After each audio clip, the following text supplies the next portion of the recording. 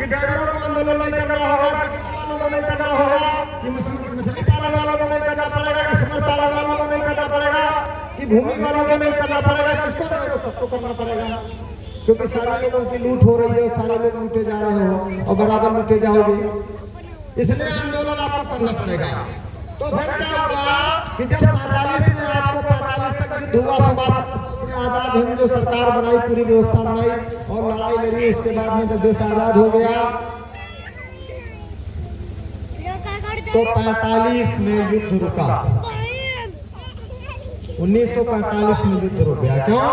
अंग्रेज भागने लगे, अंग्रेज देश को छोड़ने लगे। उन्हें ये मालूम हो गया कि जब आजाद हिंद सरकार आ गई, आजाद हिंद बैंक आ गई और आजाद हिंद सेना आ गई, तो सेना लड़ने लगी और मारने लगी। अंग्रेजों ने अपने कानून में उन पर मुकदमे लगा दिए। दिल्ली में उसका मुकदमा ट्रायल हुआ 15 अगस्त 1947 को, जो 45 से शुरू हुआ। 15 अगस्त 1947 को दिल्ली के लाल किला में, आप सब लोग निकाल लेना हो तो ऑनलाइन है मुकदमा, नेट पे 1945 मुकदमा जो आजाद हिंद सरकार पे और उसकी सेना पे लड़ा गया। कोई चीज छिपी नहीं है, सारा निकाल करके बाहर कर दिया गया, लेकिन अब आप लोग उसको देखना होगा। तो 15 अगस्त को मुकदमा जीता गया, मतलब आजाद हिंद सरकार जीत गई बाकायदे। लेकिन हुआ क्या? वहीं डॉक्टर राजेंद्र प्रसाद और पंडित जवाहरलाल नेहरू,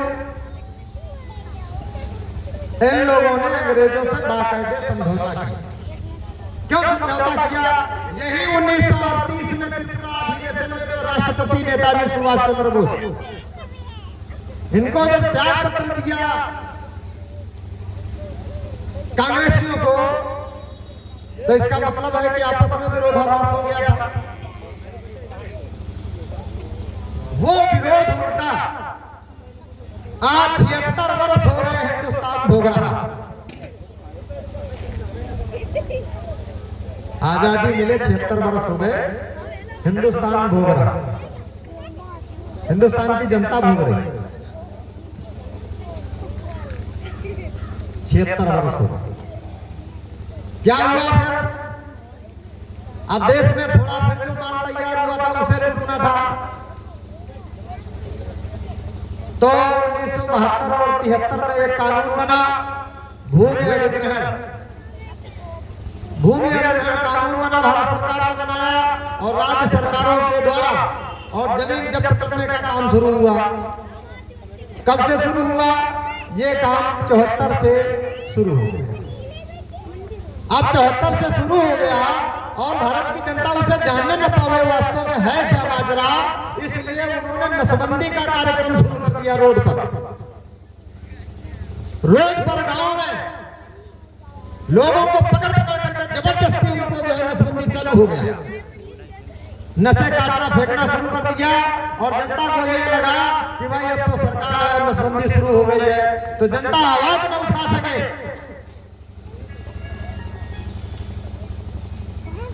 इसलिए। और ये क्यों किया गया? क्योंकि 1950 में एक कानून बना था, जिम्मेदारी विनाश। क्योंकि जब नेहरू को गद्दी मिल गई तो अब जनता को कुछ न कुछ तो देना था, कुछ लालीपाप देना था, कुछ चाय पानी देना था। तो आप लोगों को एक चाय पानी कराया गया। चाय पानी क्या कराया गया? आप लोगों के नाम जमीन की जाएगी और उसी में ये जुड़ा है भूमि व्यवस्था, तो आपको जमीन दी जाएगी। अब जमीन आपको कैसे मिलेगी? उसके लिए चकबंदी करना होगा, चक बनाए जाएंगे, क्योंकि आपको आजादी मिल गई तो आपको जमीन मिलना चाहिए। यह प्रचार हुआ बाकायदा हिंदुस्तान के अंदर 47 के बाद। तो लोगों ने उस महापुरुष को भुला गए जिसने आजादी दिलाई थी, भुला गए, नशे में हो गए, क्योंकि जमीन मिलने जा रही है। अब हम मालिक बनेंगे भूमि के, अब चक हमें मिलेंगे, चक कटेंगे, भूल गए, भुला दिया गया। तो चकबंदी जो आई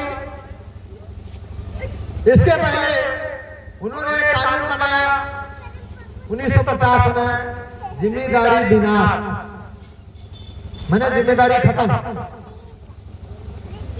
भूमि व्यवस्था तो जिम्मेदारी तो खत्म हो गई, लेकिन भूमि व्यवस्था होने लगी। भूमि व्यवस्था कैसे हुई कि आपको चक कटने लगे।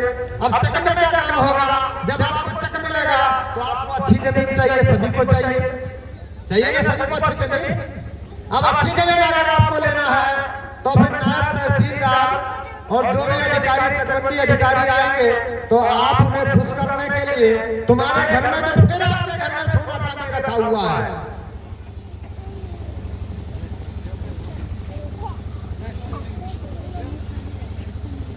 उसको पहुंचाओ, क्योंकि चक मिलना है आपको, आपको जमीन मिलनी है, जिम्मेदारी समाप्त हो गई।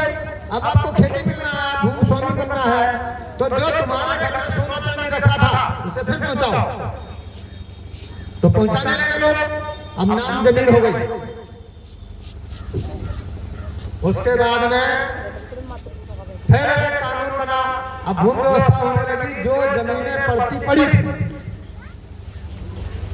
तो 72-73 में जब कानून बना, जब लोगों की नसें काटी जाने लगी, जब बच्चे पैदा करने की आपकी क्षमता खत्म की जाने लगी, आप बच्चे नहीं पैदा कर सकते, आपकी नसें जब काटी जाने लगी, जब पकड़ पकड़ करके लोगों को, जवानों को जब बधिया किया जाने लगा, तो उसी समय आवाज लगाई गई कि जो जितने केस देगा उसको जमीन का पट्टा किया जाएगा। अरे भाई, ऑपरेशन होता है तो फिर वो सुई लगाई जाती है बेहोश वाली।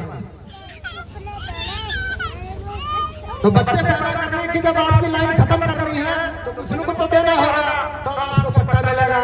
पट्टा कौन सा जमीन मिलेगा, कौन सा मिला, वो आप लोग सब जानते हैं। जो जमीनें उसर और बांगड़ थी, जो जमीनें किसी काम की नहीं थी, उन जमीनों का पट्टा किया गया।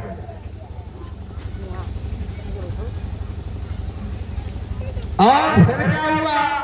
इसी के बाद फिर सरकार ने वही नीति चली, जो योजना बनी थी अंग्रेजों की, सेम वही काम किया। क्या किया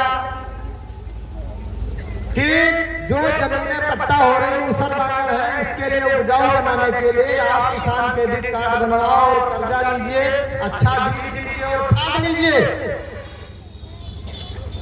तो फसल उपजाऊ बनेगी। और बोरिंग करवाओ, सरकारी जो है पाइप लीजिए, तो ये सारा काम हो गया और जमीन उपजाऊ हो गई। तो वो जमीन पट्टा वाली आपने उपजाऊ तैयार की, और इधर जो जमीनें गांव की आपकी जो मिली थी, भूमधरी जो थे, आप जो भूमि स्वामी बनाए गए थे, वो सारी जमीनों पर हिंदुस्तान के अंदर सारी जमीनें कर्जे में डूब गई हैं। आप चाहे तो देख लीजिए गांव की टिप्पणियां निकाल करके, 90% जमीनें आपके गांव की कर्ज में डूबी मिलेंगी, चाहे तो इसको आप देख लीजिए। आप अपने घर बगल वाले से पूछ लीजिए कि तुमने जमीन पे कर्जा लिया कि नहीं लिया, तो बताएगा। आप बताइए जमीन पे कितने लोग कर्जा लिए हैं, थोड़ा हाथ उठा के, क्योंकि आज अगर शर्म खाओगे तो फिर कल मारे जाओ। बाकी लोग कर्जा नहीं लिए जमीन पे, बाकी किसी को नहीं।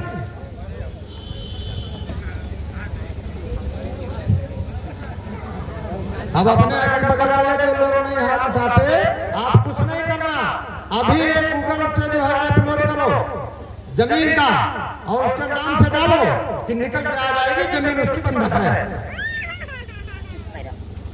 यही तुम्हारी शर्म जो है बर्बादी की तरफ जाएगी लेके आपको,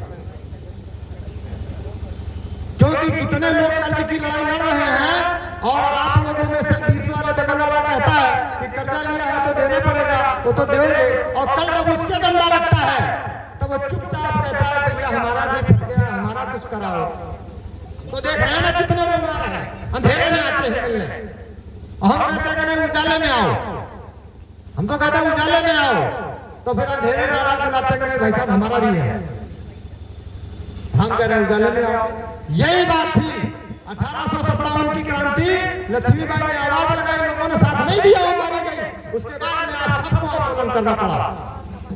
यही बात 1933 में जब 3 लोगों ने क्रांति की हिंदुस्तान के अंदर, लोगों ने साथ नहीं दिया और फिर बाद में सबको रोड पे आना पड़ा और मारे गए एक तरफ से लोग डंडों से, और फिर मारे जाओगे आप लोग, क्योंकि तो मारे जा रहे हैं। कितने ड्राइवर जो है बंद कर दिया, उनकी रोटी चली गई। और ड्राइवर कोई वाजपेयी का बेटा है, कोई प्राइम मिनिस्टर का बेटा होता है?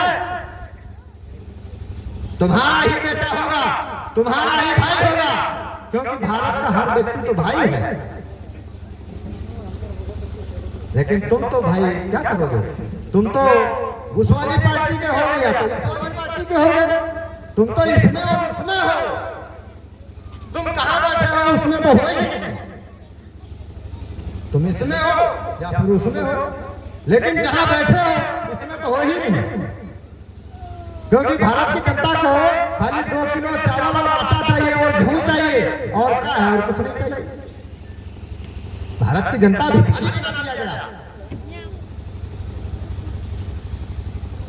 ये बातें सोचो कि जो रोडों पे जो जनता, जो ड्राइवर लोग रोड पे आंदोलन कर रहे हैं, इसका हश्र होने क्या लग रहा है। इसी बात को तुम लोग कह रहे थे कि अभी थोड़े दिन बाद में आपकी जमीनें छीन ली जाएंगी, आपके गांव में जितने पट्टे हुए सारे खारिज कर दिए गए। क्यों ऐसा मैं गलत कर रहा हूं? आप लोग बताइए कि मैं गलत कर रहा हूं? अब ये बताओ, जो 1950 में कानून बना, जिम्मेदारी विनाश एवं भूमि अधिनियम 1950, तो भूमि की व्यवस्था किसकी हुई? जो आपको पट्टा दिया गया, जिसके लिए आपको नसबंदी करी गई, आपकी जो है नसें काट दी गई, आप बच्चे पैदा करने के लायक नहीं रहे, और वो जमीनें मिली, वो जमीनें तो आपकी चली गई।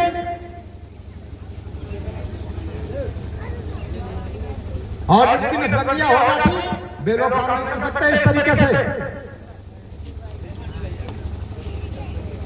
वो उस तरीके से काम नहीं कर सकते जिस तरीके से आम आदमी कर लेगा। तो आपका जीवन बर्बाद, और जो जमीनें थी वो मेहनत किया वो भी आपका बर्बाद। तो जमीन चली गई, जो आपने उपजाऊ बनाया वो चली गई, और जो आपने जमीनें भूमधरी किया था, जो आप स्वामी थे, वो तो कर्ज में, तो वो भी जा रही और ये भी गई, ये गई और वो जाने वाली। और आपका जो सोना चांदी था वो सब चला गया, तो आपके पास बचा क्या?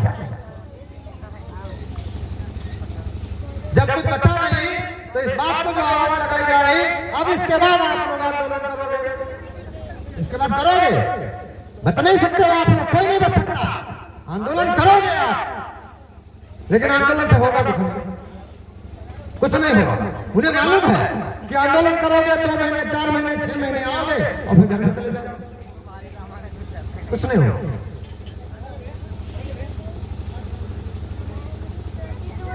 तो फिर होगा कैसे? वही बात भूल जाना होगा कि किसने आपको आजादी दिलाई, किसने आपका बैंक बनाया आपके लिए, किसने आपको फौज बनाई, किसने आपको स्टाफ बनाया, किसने पूरी व्यवस्था बना करके आपको दी, उधर आपको आना होगा, उधर आना होगा कि वो जो आपके लिए व्यवस्था बना के रखी है, जो आपकी व्यवस्था बना के रखी गई है, उधर आना होगा।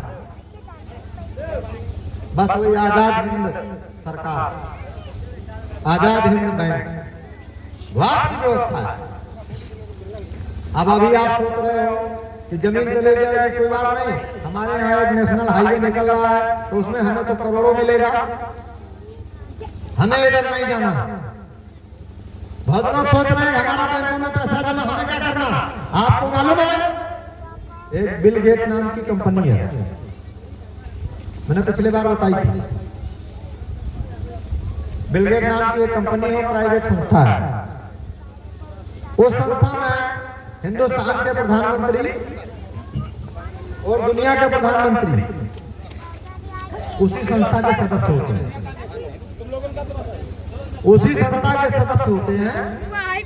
और उसमें 1 सेकंड का 1 सेकंड 1,09,000 रुपए इनकम है, 1 सेकंड का। बिल गेट नाम से जो कंपनी है, वो सॉफ्टवेयर बनाती है, तो सॉफ्टवेयर के बगैर तो कुछ होता नहीं है, न तो मोबाइल चलेगा न गाड़ी चलेगी, कुछ चलता ही नहीं। वो संस्था वो बनाती है, और यही संस्था जो माइक्रोसॉफ्ट दे रहा है ये उसी की उप संस्था है, उप समिति उसी की है। मैं पैसे वालों के लिए बात कर रहा हूं।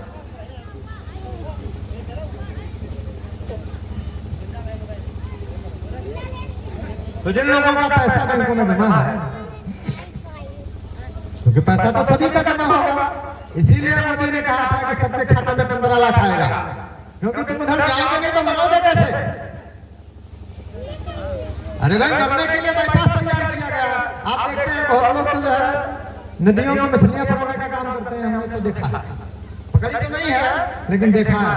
तो इधर पानी जाता है तो एक बाईपास बना देते हैं, इसे बाईपास बनाते हैं, और बाईपास आगे कुछ दूर जाने के बाद दूर से बनाते हैं इसे, इस तरीके से बच्चे बनाएंगे इसे, और मछलियां उसमें आएंगी, दूर से बनी होती, और आगे उसमें डंडे लगा देते हैं, और इधर बनाएंगे इधर बनाएंगे, क्योंकि अब तुम्हें मरना है, और नहीं बाईपास में तो मरोगे कैसे।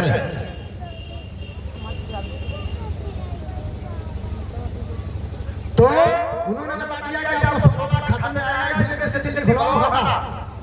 खाते खुल गए, आपका खाते में आधार कार्ड जोड़ दिया गया, आधार कार्ड में आपका अंगूठा लगा दिया गया, पूरा आपका डाटा उसमें है, पूरा जमीन का, पैसे का, परिवार का, बच्चे कितने हैं, सब है, सब है उसमें। अब क्या करेगा माइक्रोसॉफ्टवेयर, जैसे ही वो क्या करेगा, तो उसके हाथ में है, बस उसने बटन दबाई, बस आप आवाज नहीं निकल पाएगी, आपकी आवाज नहीं निकल पाएगी, तो गाड़ियां चल रही रोड पे तो खड़ी हो जाएंगी, चला नहीं सकता ड्राइवर,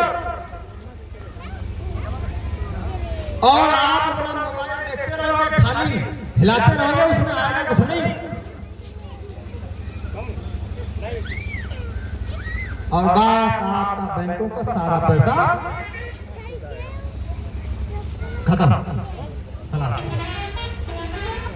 फिर क्या करोगे इसके बाद? आंदोलन करोगे, क्या करोगे? आंदोलन करोगे, क्या करोगे? झंडा लोगे, डंडा लोगे, क्या लोगे? हमारा पैसा गया, हमारी जमीन गई, हमारे बच्चे और हमारी बीवी और हमारा।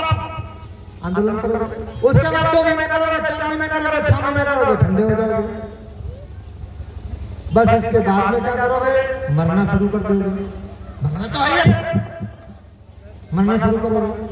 यही हुआ था 1857 की क्रांति में, यही हुआ था 40 और 42 की क्रांति में, और यही होने वाला है फिर से। मानोगे तो है नहीं ऐसे।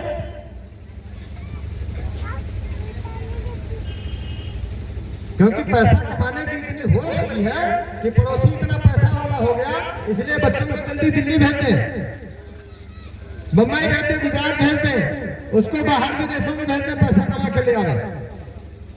और पैसा है क्या ये मालूम नहीं, पैसा क्या है ये मालूम नहीं, पैसा तो कुछ नहीं है।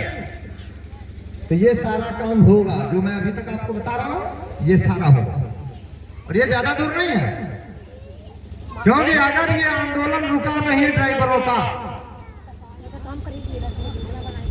ये आंदोलन इसलिए किया जा रहा है कि जो अभी जो कोरोना जब आया था, तो कोरोना आने के समय, कोरोना आने के समय पर हिंदुस्तान के जितने उत्पादों के नाम बेच दिए। एक ईस्ट इंडिया कंपनी आई थी भाई साहब, ज्यादा नहीं थी, एक। ये भाई साहब कह रहे हैं हमारी हो गई, और कुछ कोई है इसमें जिसकी भूमि की व्यवस्था हो गई, और कोई है भाई जिसकी व्यवस्था हो गई।